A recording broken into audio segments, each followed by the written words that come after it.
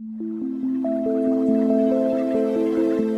दोस्तों, आज हम लोग जानेंगे डिहाइड्रेशन के बारे में। जी हाँ, यानी हमारे शरीर में अगर पानी कम हो जाता है जिसको डिहाइड्रेशन कहते हैं, आपने सुना होगा इस ताल्लुक से, तो उसको हम कैसे पहचान सकते हैं। जी हाँ, क्योंकि डिहाइड्रेशन ये हमारे लिए बहुत ही खतरनाक हो सकता है, कभी कभी जानलेवा हो सकता है। जी हाँ दोस्तों, उसको मैं बताऊंगा, तरीके बताऊंगा जिससे हम आसानी से पता लगा सकते हैं कि शरीर में पानी की कमी हुई है या नहीं हुई है। तो जान लेते हैं कि डिहाइड्रेशन क्या होता है।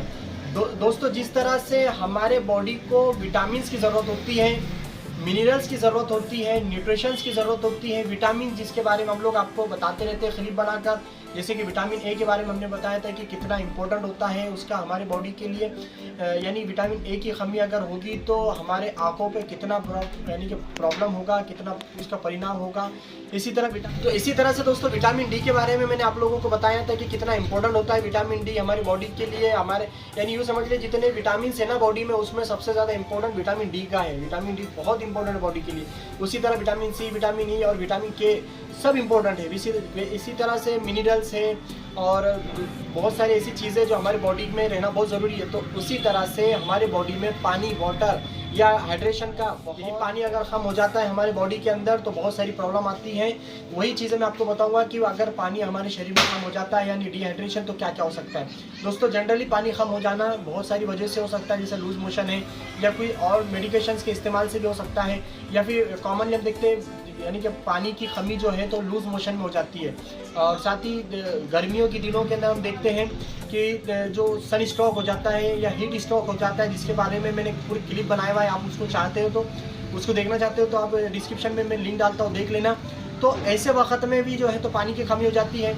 उसके अलावा दोस्तों याद रखिए, टेम्परेचर या हाई ग्रेड फीवर के अंदर भी पानी की कमी हो जाती है, जिसकी वजह से डिहाइड्रेशन होता है। पेशेंट की कमी या डिहाइड्रेशन की वजह से बहुत सारे प्रॉब्लम क्रिएट हो सकते हैं, यहाँ तक कि ये जानलेवा हो सकता है, पेशेंट की मौत भी हो सकती है। जी हाँ, तो कभी कभी ये बहुत ही खतरनाक हो सकता है। तो इसी तरह से मैं बताना चाहता हूँ दोस्तों आपको कि डिहाइड्रेशन जब हमारे बॉडी में हो जाता है तो क्या क्या अलामतें हमको मिलेगी। तो डिहाइड्रेशन कम हो जाएगा दोस्तों, तो जाहिर सी बात है जो मेजर ऑर्गन्स है जैसे कि खासकर डिहाइड्रेशन अगर हो जाएगा बॉडी के अंदर तो हमारे बॉडी के अंदर बहुत सारी अलामतें सामने आएगी। और जब डिहाइड्रेशन हो जाता है जो मेजर ऑर्गन्स है, जो बड़े बड़े अज़ा है जैसे कि खासकर किडनी, जी हाँ, डिहाइड्रेशन के अंदर सबसे ज़्यादा अफेक्ट होने वाला ऑर्गन किडनी है। जी हाँ दोस्तों, किडनी जो कि मैंने आपको बताया था क्लिप के अंदर कि हमेशा हाइड्रेट रहना चाहती है, गीली रहना चाहती है, तर रहना चाहती है किडनी हमेशा। तो वही किडनी जो कि हमेशा गीली रहना चाहती है, तर रहना चाहती है, अगर पानी की कमी होगी तो जाहिर सी बात है किडनी का जो फंक्शन है वो बिल्कुल मुतासिर हो जाएगा। और किडनी का फंक्शन जब मुतासिर होगा जाहिर सी बात है एन्यूरिया यानी कि पेशाब बिल्कुल ना होना या पेशाब का कम हो जाना या पेशाब का जो है तो तकलीफ के साथ होना, यानी बात है उसके सीवियर कॉम्प्लिकेशंस होंगे, तो क्रिस्टल्स के या स्टोन के बनने के फॉर्मेशन के जो तो चांस बढ़ जाएंगे। तो एक सिस्टम की वजह से दोस्तों क्या हो रहा है कि जो हमारा यूरिन आउटपुट है वो मुतासिर हो जाएंगे। दिन भर में से 3 से 4 मरतबा कम से कम जो है तो यूरिन होगा या बिल्कुल यूरिन आउटपुट एकदम कम हो जाएगा। तो इस तरह से फिर इसका इफेक्ट दूसरी प्रॉब्लम जैसे कि मैंने आपको बताया, स्टोन फॉर्मेशन हो रहा है, क्रिस्टल्स फॉर्मेशन हो रहा है। जाहिर सी बात है इसी का असर जो है तो कार्डियोवास्कुलर सिस्टम पर हो रहा है, यानी कि हाइपोवोलेमिक शॉक या फिर जो है तो पोस्चर हाइपोटेंशन या बीपी का कम हो जाना हाइपोटेंशन की वजह भी हो सकती है। साथ ही इसका जो प्रॉब्लम है दोस्तों, जब इसका एक सिस्टम का रिलेशन जब दूसरे सिस्टम पर हो रहा है या उसका इफेक्ट हो रहा है, असर हो रहा है, तो जाहिर सी बात है हर सिस्टम जो है तो मुतासिर होगा। तो सेंट्रल नर्वस सिस्टम भी मुतासिर हो सकता है यानी CNS, और जिसके बारे में मैंने बताया कि जो सन स्ट्रोक या फिर हीट स्ट्रोक हो जाता है तो उसके अंदर सबसे ज़्यादा जो पूरे पेरिफेरल फंक्शंस है या सेंट्रल फंक्शन से पूरे मुतासिर होंगे। जाहिर सी बात है पेशेंट का जो है तो दोस्तों हीट स्ट्रोक की वजह से ब्रेन डैमेज हो सकता है और फाइनली उसकी डेथ भी हो सकती है। तो दोस्तों इस तरह से ये डेंजरस अलामत है। डिहाइड्रेशन एक अच्छी अलामत नहीं है, एक बहुत डेंजरस अलामत है। इसकी वजह से बहुत सारे लेकर स्किन की प्रॉब्लम भी हो सकती है, रिटेंशन की प्रॉब्लम भी हो सकती है, स्किन की प्रॉब्लम भी हो सकती है। इसके अलावा दोस्तों हीट स्ट्रोक जिसके बारे में मैंने बताया, तो ये इसकी वजह से मेजर प्रॉब्लम हो सकती है। अब इसको कैसे पहचानेंगे, यानी कुछ अलामतें हैं, कुछ साइन एंड सिम्टम्स है जिसके वजह से पहचान सकते हैं कि डिहाइड्रेशन हमको हो गया, जिसके बारे में मैं बताना चाहता हूँ। हमारे बॉडी में या हमारे शरीर में अगर पानी की कमी या डिहाइड्रेशन हो जाता है तो हम कैसे पता कर सकते हैं आसानी से कि हमारे शरीर में पानी कम हो गया है। तो दोस्तों इसके लिए ब्लड टेस्ट भी आता है जिसको हम सीरम इलेक्ट्रोलाइट्स कहते हैं। जी हाँ दोस्तों, जिसके अंदर सोडियम, पोटेशियम, फ्लोराइड तमाम चीज़ें हमको पता कर सकते हैं। हम इसको ब्लड स्ट्रीम के ज़रिए से पता किया जा सकता है, लेकिन आसानी से हम कैसे पता लगा सकते हैं उसके लिए मैं कुछ आपको बता रहा हूँ तरीके।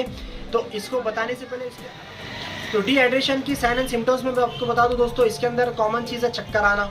जी हाँ दोस्तों, गिड्डीनेस या चक्कर आना, डिजीनेस हो सकता है। इसकी वजह से दोस्तों होठों पे खुश्की आना, उसके अलावा दोस्तों थकान महसूस होना यानी कि वीकनेस का होना। इसके अलावा दोस्तों हमारे बॉडी के अंदर या आँखों के अंदर खुश्की का होना, जुबान के अंदर या मुंह के अंदर मुंह की खुश्की जिसको हम कह सकते हैं dryness of mouth, dryness of eyes, या आँखों के अंदर खुश्की आना। और जो है तो दोस्तों ब्लड प्रेशर का कम हो जाना, और हमारा जो है तो रैपिड ब्रीथिंग और रैपिड पल्स रेट, इस तरह की जो तो कुछ अलामतें हमारे सामने मिलेंगी। इसी के अलावा दोस्तों अब हम जानते हैं एकदम आसान अंदाज में, हम अगर बॉडी के अंदर पानी कम हो गया या डिहाइड्रेशन हो गया तो हम अपने तौर से कैसे पहचान सकते हैं। तो एक आसान तरीका है दोस्तों, हम जुबान देके जुबान से हमको पता चलेगा ड्राइनेस ऑफ टंग। अगर जुबान पर बहुत ज़्यादा खुश्की आ चुकी है तो पता चल जाएगा जुबान देके पता चलेगा कि डिहाइड्रेशन कितना है, यानी डिहाइड्रेशन के ग्रेड्स होते हैं, दर्जात होते हैं, तो उससे पता चलता है। इसी तरह से दोस्तों आंखों की खुश्की भी हमको बताती है डिहाइड्रेशन पता कर सकते हैं हम। स्किन से भी हमको दोस्तों डिहाइड्रेशन पता चलता है, बहुत आसान तरीका है दोस्तों। आप ध्यान अच्छे से देखें कि हमारी जो स्किन होती है, जैसे ये मेरी ये स्किन है तो मैं इसको ऊपर कर रहा हूँ, ठीक है, और मैंने इसको छोड़ दिया, तो छोड़ने के बाद आपने क्या देखा, मेरी स्किन फास्ट नीचे चली गई। ये मैंने स्किन ऊपर लिया और छोड़ दिया तो स्किन कैसे जाएंगी, फास्ट चले गई, ठीक है। लेकिन डिहाइड्रेशन में ऐसा नहीं होगा। डिहाइड्रेशन में ये स्किन एकदम स्लोली नीचे जाएंगी। इसके अलावा दोस्तों पेशाब का जो रंग है वो गहरा हो जाएगा, और साथ ही जो है तो गिड्डीनेस यानी चक्कर और हेडेक, ये कॉमन चीज़ें पहचानने के लिए। तो ये थे दोस्तों इसको पहचानने के लिए कुछ आसान तरीके मैंने आपको बताया। अब दोस्तों एक बात हमारे जहन में आ रही होगी, क्या ऐसा अगर वक्त हो जाए यानी डिहाइड्रेशन हो जाए तो हम क्या कर सकते हैं। तो दोस्तों इसमें दो तरीके आप याद रखिए। तो आप होम रेमेडीज़ के तौर पर या अपने आप पे क्या कर सकते हैं, फर्स्ट एड के तौर पे हम क्या कर सकते हैं, और ये मामला अगर गंभीर हो जाए तो हमको डॉक्टर की सलाह लेना बहुत ज़रूरी हो जाता है। डॉक्टर इसमें क्या करते हैं मैं आपको दोनों चीज़ें बताता हूँ। तो दोस्तों इसमें आप याद रखिए कि आपको अपने तौर से सबसे ज़्यादा अहम चीज़ वो है वाटर। लेकिन कभी कभी क्या हो जाता है, पानी पीने की कंडीशन में मरीज़ नहीं रहता है, तो ऐसे वक्तों में हम क्या कर सकते हैं। तो ऐसे वक्तों में हमको डॉक्टर की सलाह लेना, जिसके अंदर पानी बहुत ज़्यादा कसीर तादाद में, जैसे कि मौसम्बी है, संतरा है, ये ऑरेंज का हम इस्तेमाल कर सकते हैं, जिसका जो तो जूस मिलता है हम उसका इस्तेमाल कर सकते हैं। इसके अलावा हम लोग ORS का जो सोल्यूशन आता है ऑलरेडी, या ग्लूकोज का जो सोल्यूशन आता है, इसको भी इस्तेमाल कर सकते हैं। इसके अलावा हम दोस्तों डॉक्टर क्या करते हैं, इसमें रिंगर सिलेक्टेड है या फिर DNS है। DNS क्या करेगा, दोनों तरीके का काम करेगा, यानी जो ब्लड ग्लूकोज कम होगा तो उसमें भी काम करेगा। तो उसमें हम यानी कि इस तरह से हम जो तो अपने तौर से इस डिहाइड्रेशन को दूर करने की कोशिश कर सकते हैं। डिहाइड्रेशन एक मरतब हो जाए तो हम अगले वक्त के लिए जो है तो थोड़ा सा जागरूक हो जाए, अटेंशन हो जाए कि इसकी वजह से बार बार होना ये अच्छी चीज़ नहीं है। तो दोस्तों कुल मिलाकर मैं आपको यूँ कहूँगा कि आप इस तरह से जो भी समझ गए हैं तो इसको आप अच्छे समझ लीजिए, याद रखिए, और अगर कोई कन्फ्यूज़न हो रहा है इसके अलावा तो आप बिल्कुल कमेंट कीजिए। ये जो हेल्पलाइन नंबर आप देख रहे हैं इस पे जो है तो आप कॉल कीजिए हमको या फिर मैसेज कीजिए, और कोई भी वैद्य की सलाह के लिए हम इस पर आप जो है तो कॉल कीजिए, हम उसका आपको जवाब देंगे। Thank you very much.